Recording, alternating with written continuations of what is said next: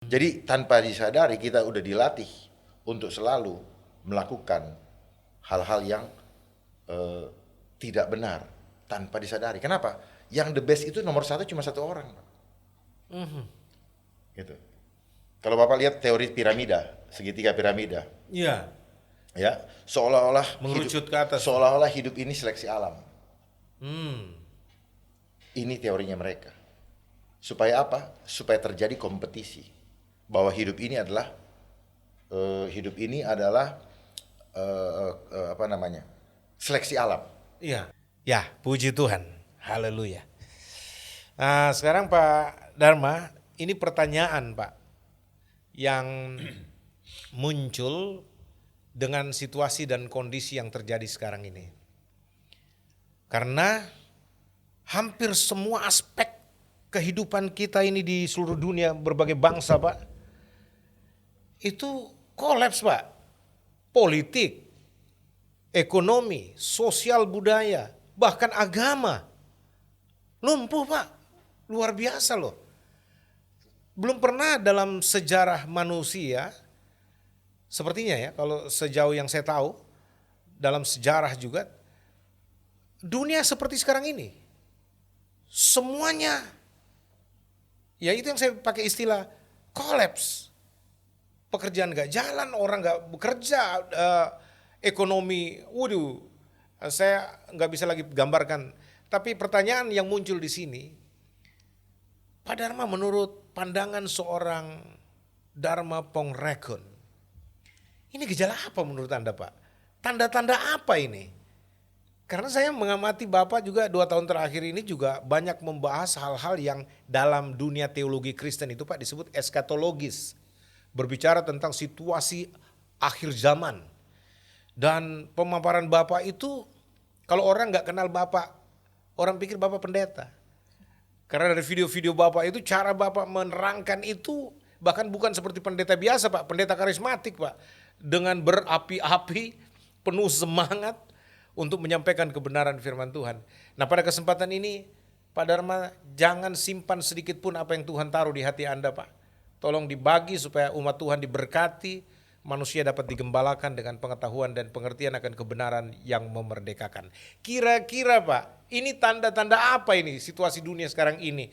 Apa yang tengah terjadi? Adakah grand design di balik semua kejadian ini? Dan siapa atau kelompok mana? Apa? Silakan Pak Dharma, Anda bebas menggunakan waktu ini. Silakan Pak.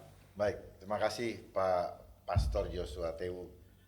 Shalom para pemirsa di manapun berada di rumah masing-masing, kiranya Tuhan Yesus tetap menjaga kita dan kita tetap selalu bersama dengan Dia. Amen. Baik, Tuhan bukakan saya tahun 2018 di mana saya tidak mengerti apa itu eskatologi, saya tidak berpikir bahwa saya pengen mengerti itu. Cuma di dalam perjalanan sepanjang hidup saya, itu saya memahami ketika pertama Musa membebaskan kaum Israel, dia belum menjadi bangsa, dari perbudakan di Mesir menuju ke tanah perjanjian. Ya. Satu hal yang selalu saya ingat adalah ketika ada roti mana diberikan, tidak boleh disimpan lebih dari 1 hari. Ya. Yang pertama. Lalu kemudian ketika ada seorang muda yang kaya datang menghampiri Yesus, dia bertanya, dengan apakah harus aku lakukan supaya aku masuk surga? Intinya begitu. Lalu Yesus mengatakan, jual hartamu, ikut aku. Ya. Kemudian saya baca di Wahyu 13, ayat 15 sampai 18. Terutama di ayat yang ke-16 dan 17. Muda kaya, tua miskin, hamba atau merdeka. Harus dipasang ditanamkan Diberi tanda. Iya. Pada tangan kanannya dan pada dahinya, atau pada dahinya. Jadi salah satu. Betul. Tidak ada seorang pun yang bisa menjual atau membeli. Saya bertanya apa maksudnya ini? Ternyata jangan sampai kita dipasang tanda pada tangan kanan kita atau pada dahi, maka barang siapa yang menerima tanda itu, nanti bisa diikutkan pada ayat ke-18-nya, Ya. maka nama kita akan lenyap, akan hilang dari buku kehidupan. Oh, betul. Nah, dari situlah saya pikir, untuk apa kita mengejar harta dunia? Itu saya tanamkan di dalam hati saya. Sebentar Pak Dharma. Ya. Ini menarik karena Bapak berani membuat statement nama kita akan hilang dari kitab kehidupan anak domba Allah di dalam ayat 18 pasal 13 kitab Wahyu itu. Ini menjadi polemik Pak sebenarnya dalam pandangan teologis berbagai pendeta. Kok nama bisa hilang? Tapi saya setuju pendapat Bapak. Kenapa? Karena gerakan untuk memurtadkan orang kepada anak domba Allah itulah yang menjadi penyebab nama itu bisa dihapus, dan ada di Alkitab namanya bisa dihapus. Enyah. Iya betul Pak. Jadi saya Enyah. setuju. Ini pandangan yang sangat ekstrim dalam ukuran seorang jemaat non pendeta Pak. Ya itu luar biasa Pak Dharma. Bapak terlalu berani nih untuk menyampaikan hal ini. Tapi itu didukung kebenarannya karena apa? Kalau dosa yang membuat orang binasa Pak, dosa yang membawa maut adalah dosa melepaskan iman. Dan itu yang gencar sekarang dilakukan oleh setan iblis dengan perangkatnya untuk melakukan penghasutan, godaan agar anak-anak Tuhan melepaskan imannya dari Yesus. Nah waktu dia melepaskan imannya dari Yesus alias dia murtad, dia otomatis namanya dicoret dalam kitab kehidupan. Dan dia masuklah dalam sistem itu. Lanjut Pak, sorry saya potong ini. Iya, nggak apa-apa. Maaf kalau di sini saya tidak datang untuk menyenangkan hati para pendengar. Mohon maaf. Haleluya. Saya hanya menyampaikan apa yang saya ketahui dan apa yang Tuhan taruh. Ini tidak saya pikirkan dari tadi. Ya, ya. Tetapi tiba-tiba Tuhan sampaikan bahwa saya harus sampaikan ini. Ya. Karena kuncinya di situ. Sistem yang ada. Oke, saya balik lagi ke belakang. Ya. Fenomena apa yang sedang terjadi Ya. sekarang? Ya. Fenomena yang terjadi sekarang, kita semua sedang digiring menuju kepada one world system. One world World system. So, semua sistem yang tadi Bapak sebutkan di awal, itu dijadikan menjadi satu sistem dunia. Jadi Dikendali- one system for all. One system for all. Why? Dan nanti kendalinya ada pada chip tadi. Ada pada chip tadi. Ya, microchip itu sedang Sedang dibuat dibuat, secara luar biasa. sebenarnya sudah ada. Oke, oke. Tinggal pengumpulan data Ya. supaya semua kita, data kita, kebutuhan-kebutuhan yang ada mengenai data kita, itu tinggal dipasang di sini. Jadi kita udah nggak perlu bawa apa-apa, semua identitas kita ada di sini, paspor kita ada di sini, keuangan kita di sini, data medical record kita di sini, semuanya. Betul. Itu. Nah, saya kembali lagi, apa yang sedang terjadi sekarang? Yang sedang terjadi adalah one world system. Ini visinya adalah total control. Total control. Total control. Misinya apa? Misinya tadi one world system. Yang Ya. kita kenal dengan sekarang kata Globalisasi. ya, one world system. Berarti akan ada satu komando sedunia. Right? My God. Gitu. Oke. Akan terjadi itu. Saya pun dulunya tidak mengerti, Pak. Saya juga nggak tahu kenapa. Bahkan saya membuat suatu buku yang saya tulis ya karena saya tergerak menulis untuk menyampaikan itu aja. Nah, one world system. Visinya adalah total control. Misinya menyatukan sistem dunia. Itu yang bahasa globalisasi itu sebenarnya sistem. Sistem. Jadi globalisasi itu sebenarnya sistem. Nah, di atas globalisasi, di atas sistem ada suprasistem. Jadi kalau orang bilang, Pak, wah siapa yang bisa mengatur sistem sedunia itu? Itu kan memang sudah alami berjalan seperti itu. Mereka lupa, Pak, bahwa sejak kejatuhan manusia, dunia ini dikuasai oleh setan, iblis. Dan kalau orang tanya siapa penguasanya? Ya iblis. Yes. Seperti itu kan, Pak? Tepat sekali. Lanjut, Pak. Jadi globalisasi itu adalah sistem. Oke.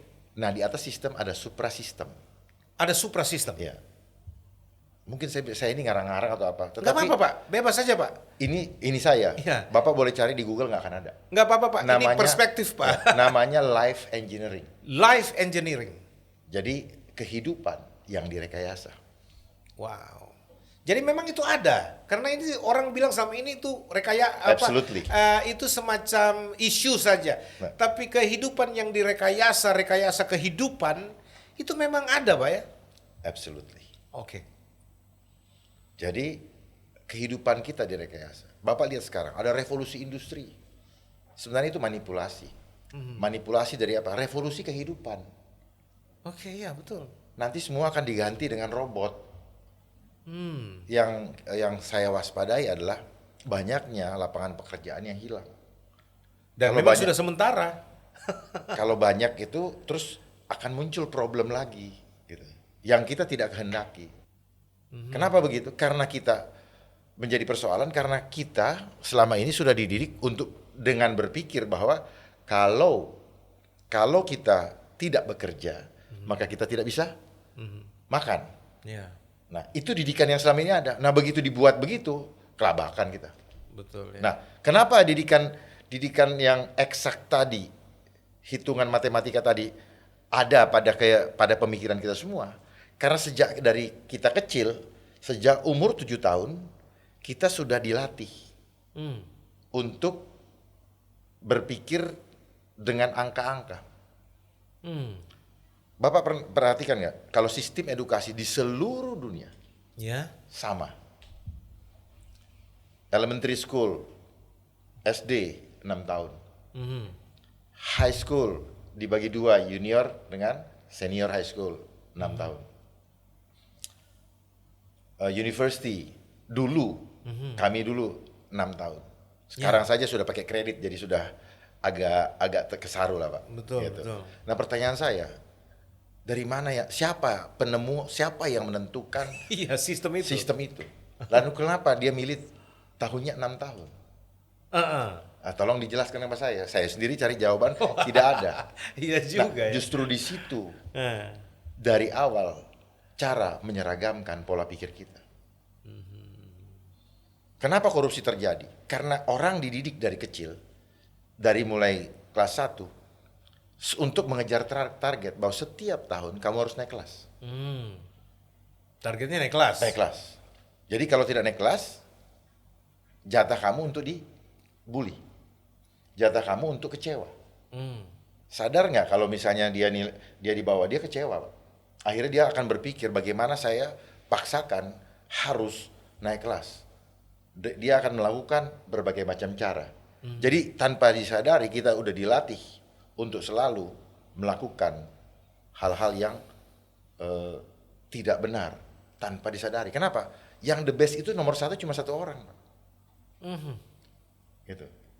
Kalau Bapak lihat teori piramida, segitiga piramida, Iya. ya, seolah-olah Mengerucut ke atas. seolah-olah hidup ini seleksi alam. Hmm. Ini teorinya mereka. Supaya apa? Supaya terjadi kompetisi. Bahwa hidup ini adalah apa namanya? Seleksi alam. Iya. Siapa yang bisa naik ke atas, dia sudah terseleksi oleh proses-proses yang dia lalui. Iya. Sebenarnya bukan. Ini dibuat supaya terjadi kompetisi. Jadi sejak dari dulu kita tanpa disadari kita sudah dididik untuk menjadi kriminal, punya hati jahat. Tapi kita nggak sadari. Kenapa? Saya mau the best, saya harus usahakan dengan cara apapun juga. Makanya ada yang dengan cara begini, ada yang dengan cara begitu, menghalalkan segala cara. Yang penting terlihat oleh orang bahwa saya the best. Nggak peduli caranya seperti apa. Wow, jadi bisa menghalalkan segala Pasti, cara pasti. untuk sampai ke puncak. Pasti, karena didikannya apa? Kamu cari yang the best. Kenapa kita cari the best? Kita tidak takut dengan yang tidak baik. Karena selama kita hidup, hari-hari kita hanya diisi untuk mengasah intelektual kita. Jadi Spiritual kita tidak. intellectual quotient-nya aja. Yes, spiritualnya tidak. Wow. 1 minggu ada 168 jam.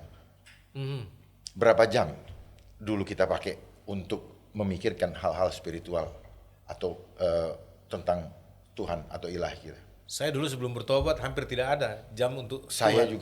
juga begitu, Pak. Saya juga begitu. Ya kalaupun datang gereja ya ikut-ikut aja karena orang tua Ya, dan betul. sebagainya. Tetapi kepala kita, otak kita diasah terus untuk hanya memahami yang eksak. Iya. Makanya kita hanya bisa melihat apa yang terlihat oleh mata jasmani. Ah. Apa yang tidak terlihat oleh mata jasmani buat kita nggak eksis.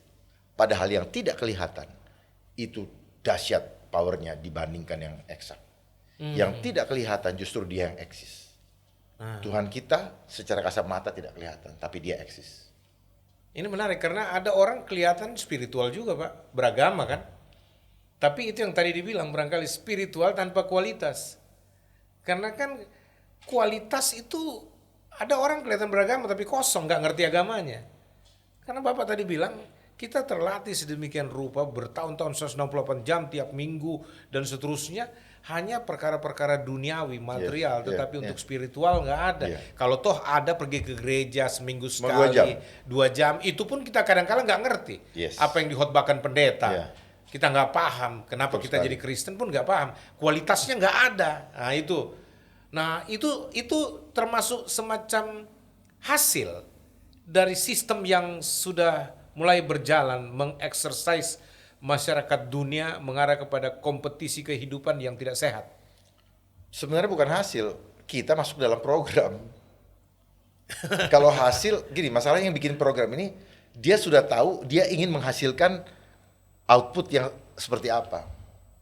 Oh, bagi desainernya? Iya, dia udah tahu dia mau ke sana. Kita yang ikut aja, begitu loh kok jadi begini. Nah ini yang kita nggak sadari, makanya setelah saya sadari saya ketawa aja. Ya ampun, bodoh sekali kita ya. Tapi nggak bisa disalahkan Pak. Semua kita ini adalah korban. Korban. Kenapa seperti yang tadi Bapak bilang, kenapa ada yang mulai membeda-bedakan, ada yang mulai berpendapat gini-gini. Karena tadi pengetahuan yang tidak cukup. Pengetahuannya seperti itu. Coba kita diciptakan oleh Tuhan itu dengan keunikan kita masing-masing. Yes. Tidak ada yang lebih, tidak ada yang kurang. Semuanya sama di mata Tuhan. Tetapi kemudian pendidikan dunia, sistem dunia, kemudian membuat klasifikasi, membuat handicap. Oh, anak itu cacat, saya sehat, saya normal. Oh, anak itu orang kaya, saya orang miskin. Terus kemudian orang itu cantik, saya jelek. Dia terpelajar. Terus Pak. Jadi mulai dipilah-pilahkan. Itulah dunia. Makanya kita adalah ciptaan spiritual. Kita nggak bisa masuk ke dalam ciptaan hitungan matematika. Hitungan matematika adalah hitungan yang dibangun untuk mengentertain, memuaskan hawa nafsu, Pak. Ya. Jadi orbitnya kehidupan spiritual dengan orbitnya kehidupan hawa nafsu ini nggak bisa bertemu. Kalau dia bertemu akan terjadi ledakan atom, akan terjadi gesekan, sakit hati lah, luka lah, akar kepahitan lah, dan sebagainya. Ini harus dipahami betul gitu loh, supaya jangan kita, oh kok itu berbeda pendapat, kok ini berbeda. Kita harus maklumi. Makluminya gini, mungkin karena ketidakmengertian. Ya, ketidakmengertian atau tidak mau terbuka untuk memahami yang belum paham, sehingga seperti itu, Pak. Nah, saya melihatnya seperti itu. Tidak ada yang salah. Tidak ada yang salah. Semua menjadi tempat untuk kita belajar yang untuk apa? Saya tidak boleh seperti itu. Itu yang harus kita ambil hikmahnya dari segala macam perbedaan itu. Karena jangankan begitu, Pak. Yesus saja punya murid 12. Ada satu yang nyeleneh. Makan kalau kita boleh kata Petrus juga di akhir-akhir dia masih itu juga. Untung bertobat ya. Tapi untung bertobat karena dia Tuhan datang dan dia terlepas bebannya yang selama beberapa saat dia tidak nyaman karena dia di akhir sebelum disalib dia ini kan. Itu juga ada. Jadi semua ada dalam kendali Tuhan. Banyak yang terpanggil, sedikit yang terpilih. Jadi bahasa lockdown sebenarnya sudah dari kapan kita di lockdown? Di mana? Mindset kita. Mindset kita hanya bisa mengenal handphone itu. Bahwa ini adalah alat informasi dan komunikasi. Tapi sebenarnya kita sudah di lockdown. Kenapa? Google yang kita buka, itu juga Google yang diprofil. Yang tidak dia suka, dia akan keluarkan. Dan sebagainya. Jadi semua otak kita, semua kamus berjalan kita hanya yang ada di internet. Gitu Pak.